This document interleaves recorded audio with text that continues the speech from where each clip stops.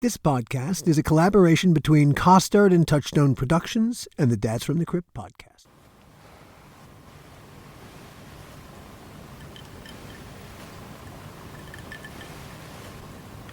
For relaxing times,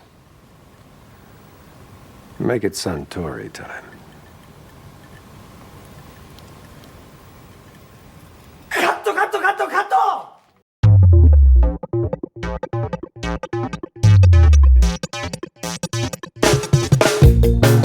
Hello and welcome to another episode of the How Not to Make a Movie podcast. I'm Alan Katz. When human beings began crisscrossing the globe, they took more than just strange and exotic products with them from place to place. They took stories too. And despite sometimes vast cultural differences, very, very often those stories translated perfectly well.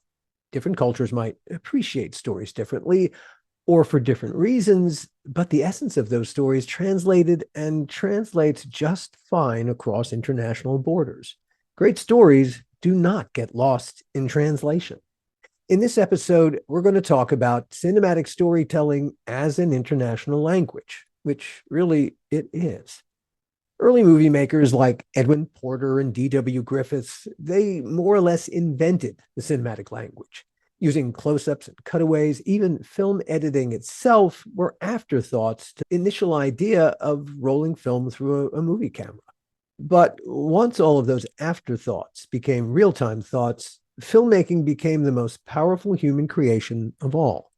And anyone who can master the language, well, it's kind of like having a magical power.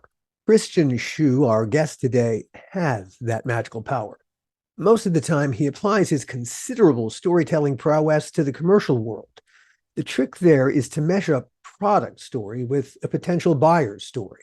If a buyer can see the advertised product as part of their life, see their story and the product story being meshed together, they're much more likely to buy. Christian is German, but he's based in Malaysia and has clients all over the world. Clients who value Christian's ability to use storytelling to make their products and services more relatable, more accessible, more of a story that buyers just got to hear, that translates into their life. Kind of like this episode. Here's Christian. Storytelling is your stock in trade. You are not just a storyteller, but someone who can teach storytelling. I try my best. Can you think of the first story that grabbed you when you were a kid? I don't know exactly the story, but I was reading a lot of books when I was a kid. So, when you read a book and you are like drawing the story that you're reading into your own pictures, kind of thing. So I would Let, say let me let me let me refine the search. All right. Can you remember the first story you ever wrote? yes. Cool. Hey, Uh, I know the first story I ever wrote. I know how old I was. I was in fifth grade. I know when I did it, and I don't know what compelled me to do it, but I did it as a school project. It was not. It was outside the bounds of what they were asking for. It was much more than was asked for, yes. and I don't know what compelled me to vomit this, to imagine this whole thing, to and then just to write it all in longhand as we all had to back in the day. And yet I don't know that I could have gone on without having done that. I like I said, I was in fifth grade, so 8 or 9. Yeah. How old were you? I think it might have been even earlier, if I'm not mistaken, third or fourth grade. You We needed, prodigy. yeah, we needed we needed to write a story about like one beautiful day in our life. And so I closed my eyes because there was not like any memory I had, or maybe I didn't wanted to share that. So I just closed my eyes and I was seeing myself on on a green grass, like some kind of huge garden with a lot of flowers. And I've been jumping over fences to go always further and further. And I've seen this, and then I've just written it down. I started to write it down. The task was one A4 page, the standard page. I And how many think did you fill? I think 6 or 7, but Uh, then only I was realizing that I might push the pushed it to a limit where I thought like, okay, maybe I should finally come to the end now. well, one of the things about being a young artist is that we don't fully understand. It's just the talent. There's no discipline to it whatsoever. And yeah, there is I as a young writer, a sentence. I would start with a sentence. I Yes. had no story in my head, but I'd write this terrific sentence and another couple of good sentences. And Yeah. then, yeah, the sentence, whatever idea was behind the sentences kind of ran out of steam. And that was the end of it. And Yeah. so lots of voice, but nothing, no storytelling knowledge that would take that voice and do Zero. something with it. Zero.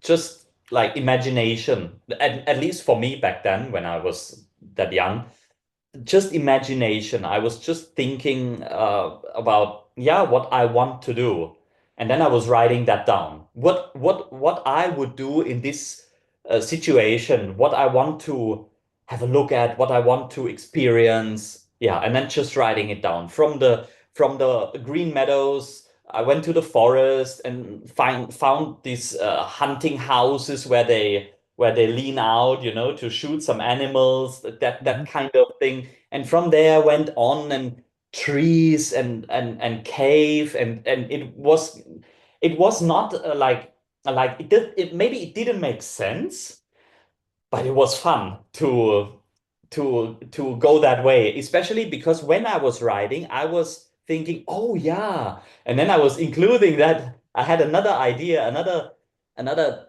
way of doing that, and then including that into that story. Like endless. I've been able to go on endless, but of course that's not the point of a story. Although, I would be willing to bet that you also experienced for the first time in your life that remarkable experience. When you write, you become Yeah. transported to that place about which you are writing. Yes. And that world becomes as real as the one you exited to get into that world. It does. My imagination was always huge when I was a child. I mean, same like today. I didn't actually change much, but it has become more realistic. Back then, it was all magical and big and huge, and there was no limit. Not even the sky was the limit. No problem. Just go beyond that. But of course, today with experience and being more an adult, yeah, Can it can limits, or I limit it. can I suggest the word discipline? Yeah, that fits pretty well. I mean, that really is what education does. Yes. You begin to discipline yourself because of what you're comparing yourself to, and suddenly you begin to understand not just your art but the craft required Yes. to, you know as I think of it, being a creative person. Yes. We all have this prism inside our heads, and life enters that prism through our eyes, our ears, our senses, and it refracts. And that refracted thing Hmm. is our art. Yeah. And I I know I think I can point to the moment in my education when I, for the first time, understood the craft of storytelling. I went to college at a place called Vassar College. I was a drama major, and among the requirements were a bunch of classes in dramatic literature, of course. And one of the professors, well, the dramatic literature professor at the time was a wonderful guy named Everett Sprinshorn, who was one of the world authorities on Strindberg and Ibsen. And his lecture on ghosts, on Ibsen's ghosts, was he, it's about Mrs. Alving, who she's been forced to marry a man who had syphilis, and she's had a son, Oswald, and the play is about, really comes to the day when Oswald comes home to die. And it's all about the sins of the father being visited upon the son.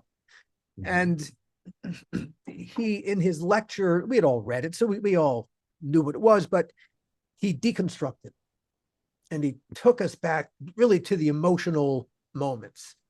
And when he brought us to the moment at the end of the play when Oswald is dying and Mrs.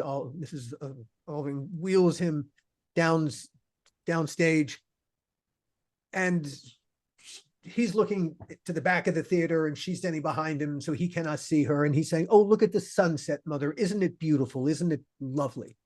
And of course, the sun that's setting, ironically, is this one. And as he got to the end of the lecture, I suddenly understood what a story could do if you set it up, attended to it, and paid it off just so.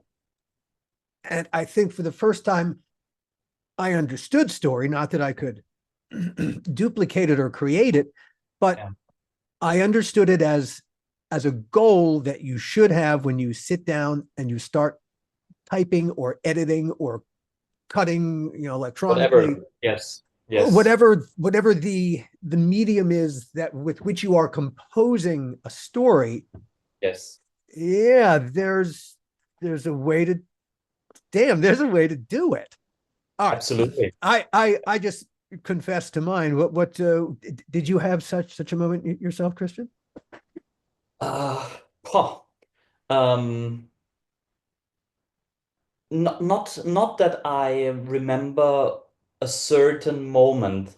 Like I mentioned already, I've been always very imaginative in my head. Throughout my childhood, I was like, I don't know, some would say fantasizing. I was in my own world, kind of, and always I've been seeing this world. For me, it was very clear there are like two worlds. In one world, I can do whatever I want, and in the other world, I need to go to school. I need to help my parents bring out the rubbish, But I always like to be more in my imaginative world. Like I told you, I read a lot of books when I was young, and even before. What kind of books did you read? Now, you are German. Yes. And this is a rich culture with a long cultural past. Yes. Filled with all kinds of iconic stories and images. Was that a lot of what you read? In fact, not. When I was 12 or 13, I found Stephen King's books, and I started to read this. I started with the biggest one, I guess, is It. That was your culture, the culture of Stephen King. Actually, yes, that's awesome. That's awesome. That's fucking awesome. Great. I mean, I been reading, like, let's say, kids' books before that, but they are not very sophisticated or very special. They are just like crime stories and four friends or three friends doing this, doing that, and suddenly being in a situation. Okay, but Stephen King was a different level because he's using 10 pages, literally to describe one character. Mm. And I've been diving into this, and I remember as if it was yesterday, it took me around 11 days to finish it. Got over 1,000 pages and is a lot to read, but I couldn't stop. I was reading until 3 a.m. in the night. Next day, I needed to go to school, reading under the blanket, like that. So nobody will see the light, of the light, of the torch light that I was using, and those kind of things. I was so drawn to this. And from there, I read many Stephen King books. I read the whole Dark Tower series, Christine, yeah, like Cemetery of the Pets, Pet Cemetery. I'm not sure Mhm. how it. I mean, I read it in German, obviously. Yeah. So I'm not 100% familiar with the English titles, but yeah, from Have this you read them? side, Have you read them only in German? Have you ever read them in English? it I read in English. Yeah, when I was older, I've been reading it in English. And Could actually, could you yeah. tell a difference between the two? What was did you feel like it was faithful? That all the German translations were faithful, or could you not tell?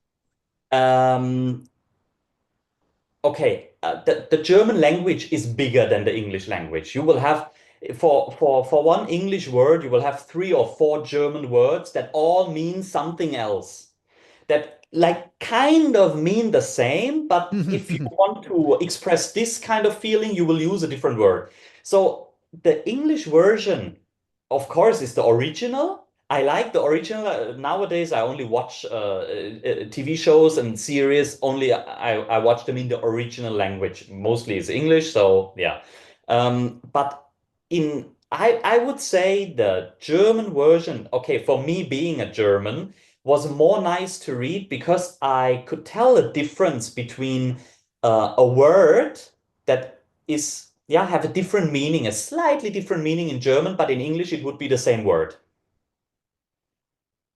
So, yeah, I may say like this. When I was older a little bit, I read Harry Potter both in English and in German. Um, English I like better, for example. Yeah, but that might also depend on the translation. Sometimes the translation is super, super good, and sometimes, yeah, well, Language is very important to me in storytelling. it Uh, is. the fact that I write in English, I feel this tremendous connection to the language, to the words, really and truly. When I was in college, I studied French. I studied Mhm. French for school, and most of my academic life, I studied French. Okay. And I understood French. I could speak French. I had the damnedest time writing in French because I could not. I have always been a writer, really, from Yes. when I was a little kid, and so I think in English sentence structure. I'm wedded to the language, and I think in English. I Yes. think in it, Hmm. and going to try to write in French, I could not think in the language, so it was always badly translated, mauled. When I was in college, I had a professor named Ilse Lipschitz who explained to me what my problem was, and I was grateful to know it wasn't just me being stupid. It was to a degree, but that the two languages are very, very different, of course. One being, the Romance language, French, Yeah. uh, which is an entirely different structure. But even by its nature, she said it's an analytical language. Yeah. English, which is based very largely on German, by its nature, and this is true of Yes. German, are descriptive languages. Yes. In English, because of the structure of a sentence, the boy was tall Hmm. and heavy and pallid, and I can load up the adjectives Yes. after the noun. Yes. Whereas in French and every other Romance language, the adjective goes before the noun, and so you're kind of limited. And so there's just the whole way that you go to describe things. It changes everything. And so Yes. I understood it in the abstract. What my problem was, I could do nothing about it in the real world. Yeah. But like I said, German and English being very similar in many, many ways, because English flowed in large part from the Germanic tribes that invaded Yes. England. And when I asked earlier about culture and its connection to your storytelling, all right, so Stephen King was your Bible, More or less, yes. but being really still coming, I assume your family has been in Germany for a while. Yeah. How, I guess you've been there since you kicked the Romans out of Italy, yeah? Uh, Did you go Actually, back that far? the Romans visited us and built a few churches and so on. Yeah, yeah, yeah, But yeah, yeah, yeah. before that, before the Romans came, actually the ancestors, the Alemannic, the Celts, they were there already. Hmm. So yeah, pretty much long history. That's a whole other story unto itself. But this has something to do with your storytelling origins, let's say. Mhm. Uh, you cannot help having a German worldview. I know my worldview is American. My American worldview just got turned upside down on its head. Has everything that's going on in the world and what's happening now in Germany, do you find your sense of culture being impacted? Yes, yes, full stop. Yes. Um, but what you need to know is I'm German, but I'm actually living in Malaysia. But my clients are mostly in Europe. Most of them are in Germany, but they are also in the UK, in France, in Spain, in Italy. So I'm traveling a lot. I'm seeing a lot. You're I'm Malaysia based, huh? Yeah. 1 month I'm in Germany, another month I'm back home in Malaysia. And it's mixing up like this all the time. I'm literally flying between the two continents 6 to 8 times a year. Why So Malaysia? Why are you based in Malaysia? my wife is Malaysian Chinese, so what to do? Perfect. Hey. That is the perfect answer. Uh, that must be a fascinating place to live. Yes. And that's why when you say impacted by culture, hell yes. I see so much differences and so many different approaches also to storytelling. Culture differences, culture clashes all the time. And this is also what's fascinating me. Then I always fly via Dubai. So I'm also spending time in Dubai. I have friends there, company there. So I'm like, yeah, this kind of person always traveling that part of the world, which is actually the opposite side of the US, if not mistaken. This this kind of route is what I basically take all the time. And then, of course, my clients really range from they're based in Italy, producing mostly for Italian and European market. They are based in the UK, producing globally. They're based in Denmark, in Sweden, in Germany, of course, in France. So when it comes to storytelling, I try my best to first of all understand who is this video, no matter what. It's a feature, it's a featurette, it's a commercial, it's a short clip, it's just social media content. For who is this for? Who is going to see this? Who's the target group? And what this target group is supposed to do after that? Do they just need to feel good and happy, or do they need to click a button? That's a big difference. So I try to figure that out at the beginning. My clients in Malaysia, totally different approach. We have a very diverse mix of ethnicities in Malaysia. We have Malay, we have 30% Chinese, 20% Indian, and a few mixed. So who is the video going to target? Because you are producing a video differently for a Muslim than for a Christian or for a Buddhist or for a Hindu. Different, depending on the topic, of course, depending on the product. For this target group, number A letter A works, the plan A works. For them, plan B or plan C works. And this is what you need to find out, what I have to find out at the earliest moment. And then I need to decide, okay, am I able to make it work out? Yeah? All right, then we can proceed. So this is when we're talking about culture, that's quite diverse.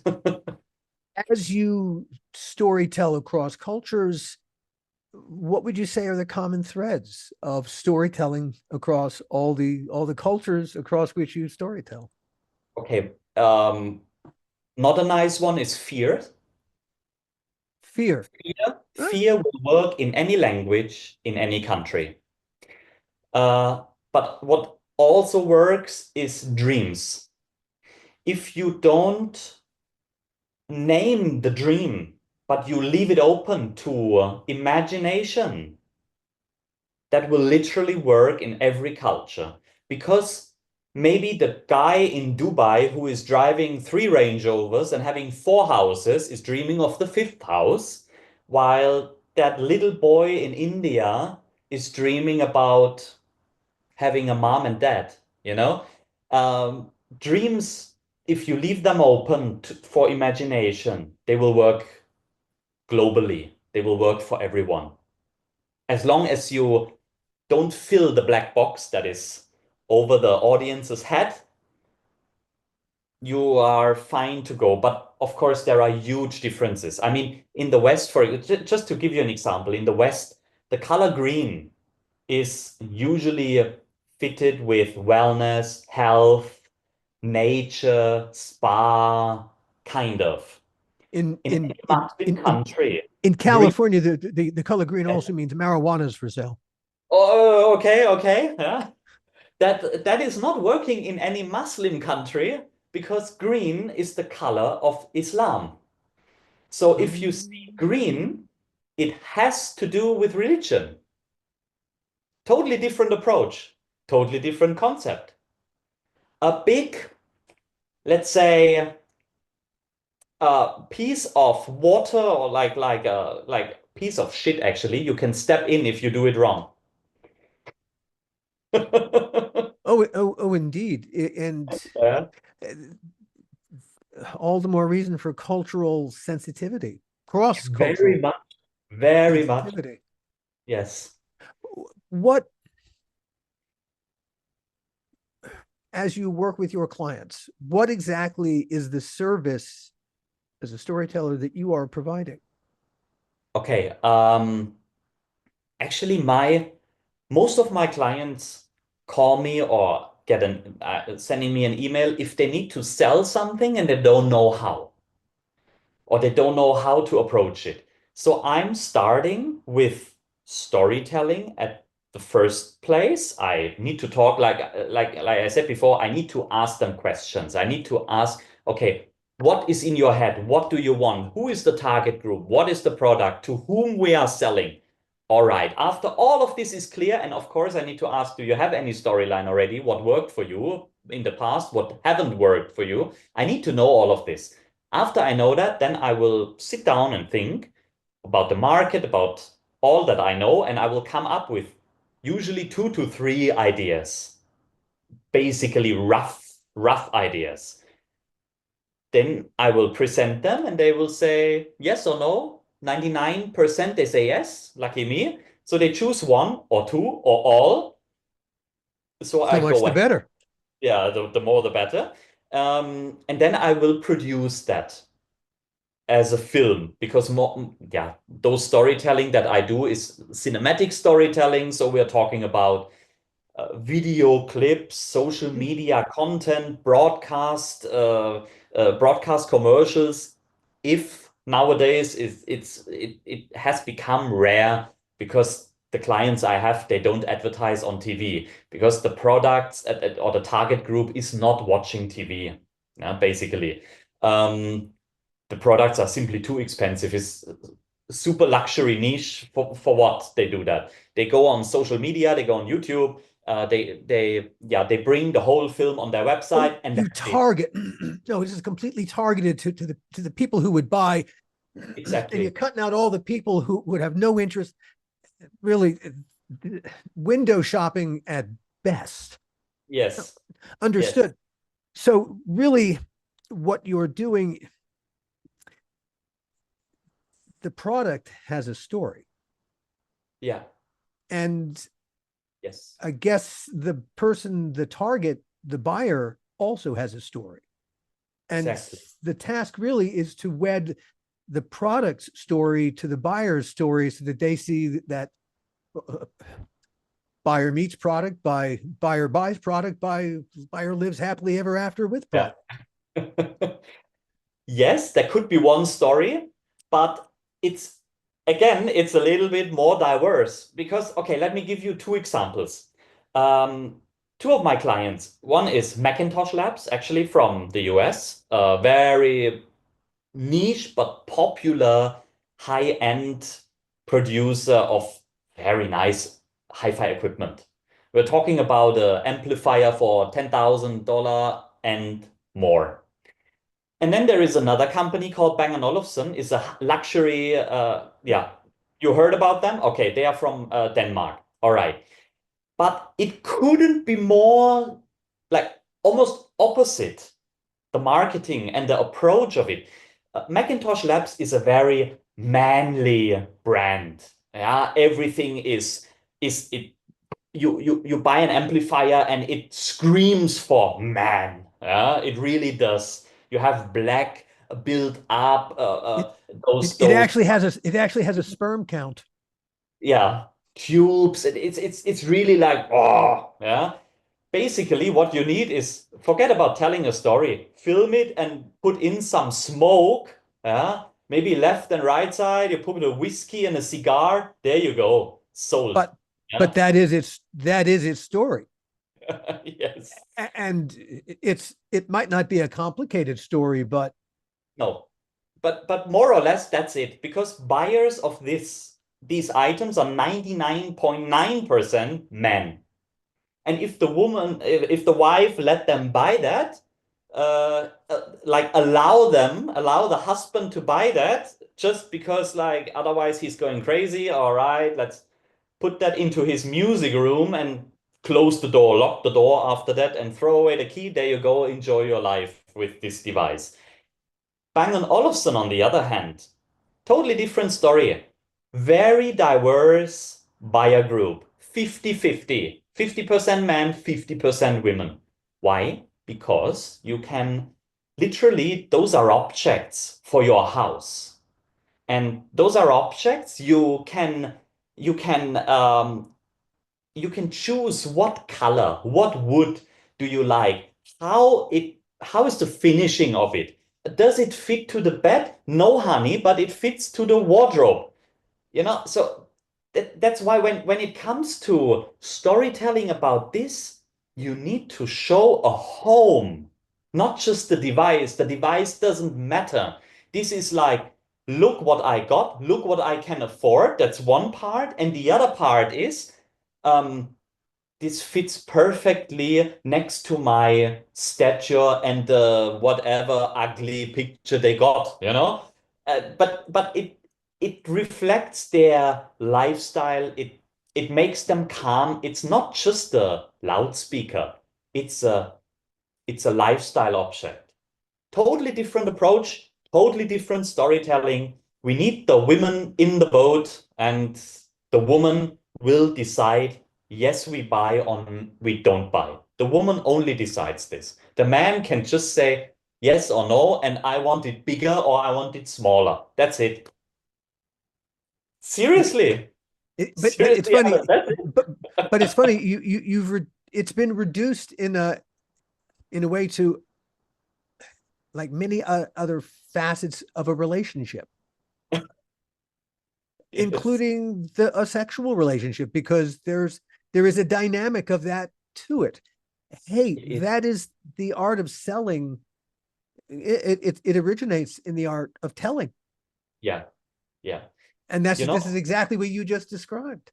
yeah, the target group for Macintosh, for example, is not only rich people, because we are talking about 10 to 20 grand for one device, and you need 3 or 4 devices to have that work together. And you still need some loudspeakers that cost the same amount, just the loudspeaker. So we're talking about, if you want to have a nice setup, we're talking about 50, 60 grand. But there are people who save for this maybe 20 years and then they buy that because that's their dream. Which is the other thing that you talked about, and you got to have your dream. But the Oh, Bang& there's always a Olufsen, but. yeah, the Bang& Olufsen client is the one who, and I met a lot of them throughout my relationship, my business relationship with them. I met a lot of those clients, and they are more like, honey, we need a bigger screen. We need a bigger TV. All right, then we buy the $50,000 dollar TV from Bang& Olufsen. Sure, because it fits very nice into the living room. It's a different approach. They have 2 boats already somewhere. I mean, if they were in the US, they are in Naples or somewhere like that. They have a nice yacht there. They have a big mansion. They are successful and they show it. They love to show it. They have 3 or 4 Rolex. Luckily, they don't wear them all together, at the same time. At least they're tasteful too. That they are tasteful, definitely. Yeah. The women always look very nice. They go to the salon, they take care of themselves. It's important for them.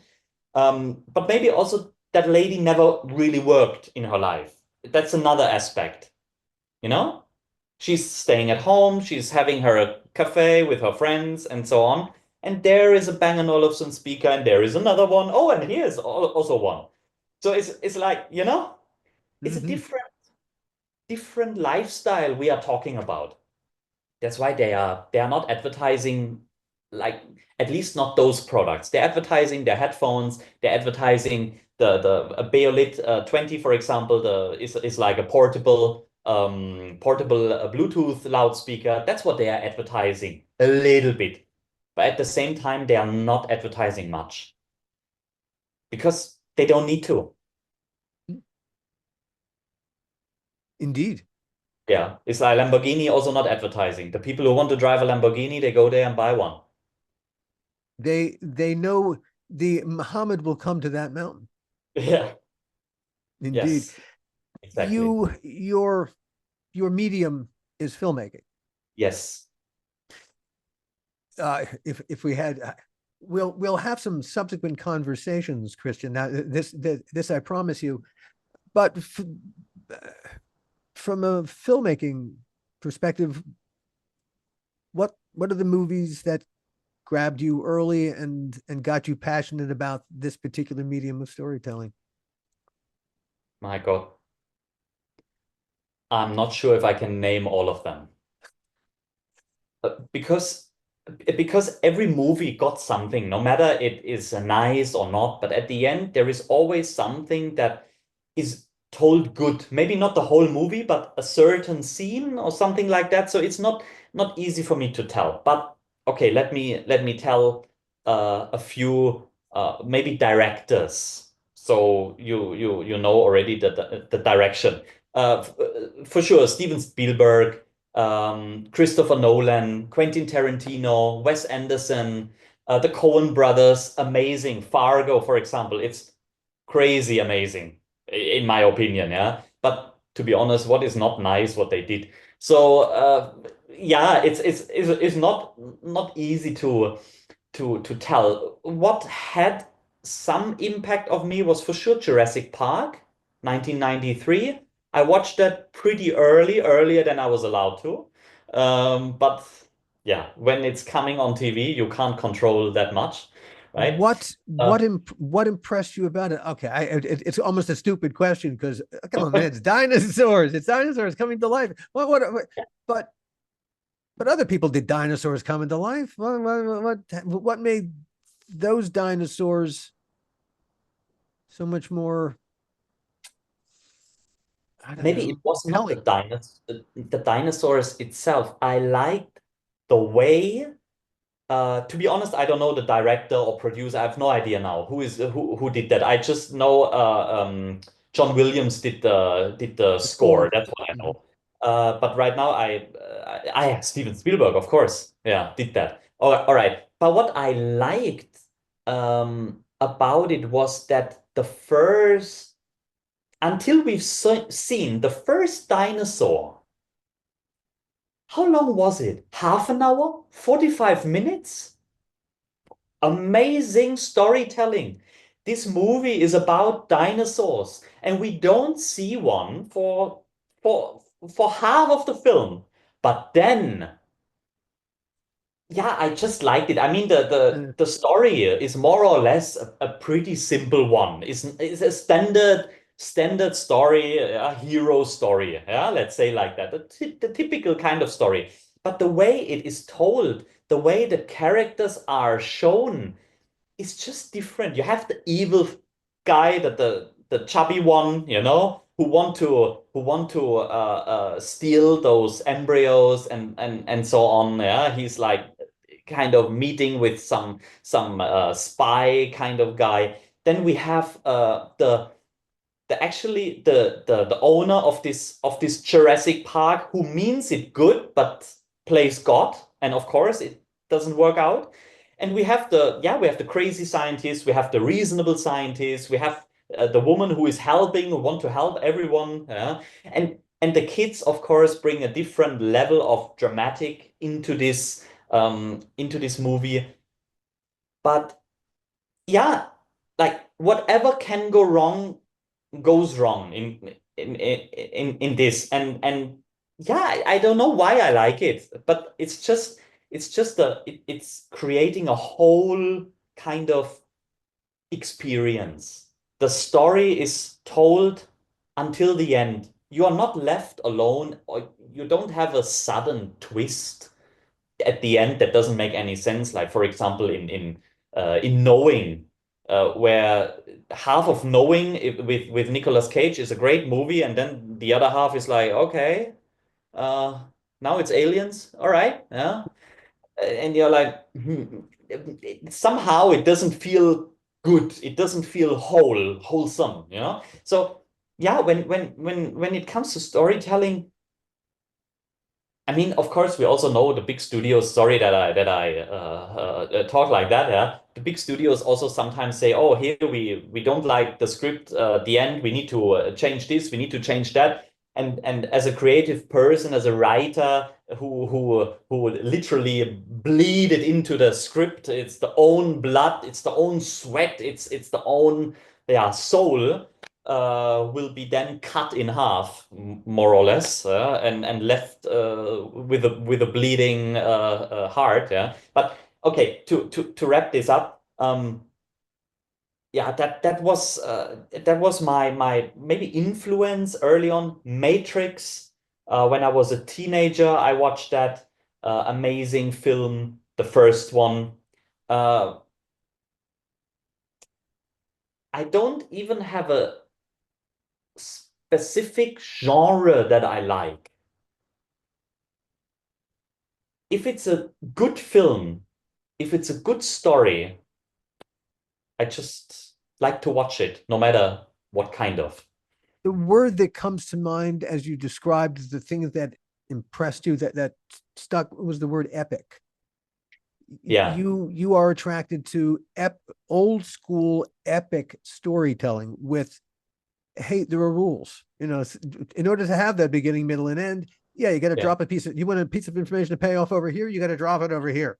Yeah. Yeah. Any later than that, it's going to seem like, oh man, that's too convenient. But there are rules of a kind because the audience understands them. But then again, I'd say it's like the cinematic language itself, the audience understands the cinematic language like they do the language they speak. Yeah. Yeah, I think so.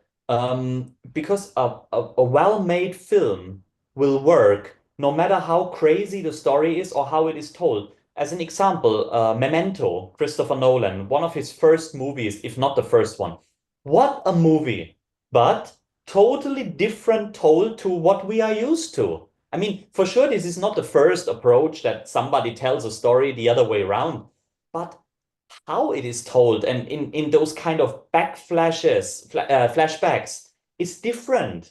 It's yeah, it's interesting. The of course, maybe you can only watch that one or two times, or maybe you need some time in between, some gap until you can rewatch it.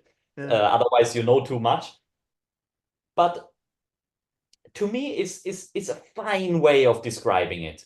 It's a fine way of telling a story, and it's a unique way. So again, this is a wholesome experience. It closes maybe late, but it's a closed story. It doesn't leave you behind frustrated. You know, when there is a movie that is based on true events, yeah, that can leave you back frustrated. I agree. I appreciate that. If the reality is not nice, how can the movie be nice? You know, it doesn't make any sense to add something that the audience will feel, oh, so nice. You know, it doesn't. Also, it doesn't need to be a happy end to be a good film. It can be a sad ending, but I want to have some kind of ending. Some either it leaves you to some philosophical thoughts, to some reflection about life in general, you know, or it closes the story and everybody's happy. All right, yeah, but it needs to give you something. I mean, otherwise, why you take 2 hours or 1.5 hours and you're watching a movie if you are leave, yeah, you're left back frustrated, you know, like, okay, I wasted my 90 minutes, you know, that's not nice. But that happened as well in the past. I mean, yeah, Oh, it happens all the time, but yeah, that's part of the gamble we take when we sit down to watch or yes, listen to a story. It yes. it certainly seems like in so many ways cinema is an international storytelling language. It is. I truly believe it is. And what I like, especially, you know, I talked before that I live here and there and I travel a lot. I also watch sometimes, not often, but I watch TV in other countries, in other language. I don't understand Chinese a little bit from my wife, and I learned 1.5 years, but my God, it's so crazy hard to learn. Huh? But of course, I can follow little bit sometimes the conversation. Okay, however, their movies are built up differently. I mean, they have a story. The story might be the same, but the approach is different. How they conduct that, they bring in a lot more drama. I don't know if you have ever watched a Spanish telenovela. A It's little bit, yes. crazy. Yeah, yeah, It's yeah, yeah. crazy. Every 2 minutes, somebody is crying, laughing, dying, giving birth. It's only like this, you know. The emotional is like the emotion is like a roller coaster, not like life. But I don't know why they are into that. It's very successful, so it works for the audience. All right, there you go. Why do people like scary movies or Yeah. scary stories? But Yeah. hey, that could be a conversation and will be a conversation for a whole other time. Christian, True. what a pleasure this has been to meeting you and having this conversation about storytelling. I am absolutely dead on serious, we must continue this conversation in greater detail because there's. I would love to. I'm ending the conversation now because there are 10 different directions we could go into, and each would be an hour. And holy cow! Thank you so much, and yeah, and thank you everyone, and thank you everyone for tuning in. We'll see you next time. The How Not to Make a Movie podcast is executive produced by me, Alan Katz, by Gil Adler, and by Jason Stein. Our artwork was done by the amazing Jody Webster, and Jason Jody, along with Mando, are all the hosts of the fun and informative Dads from the Crypt podcast. Follow them for what my old pal the Crypt Keeper would have called terrific crypt content.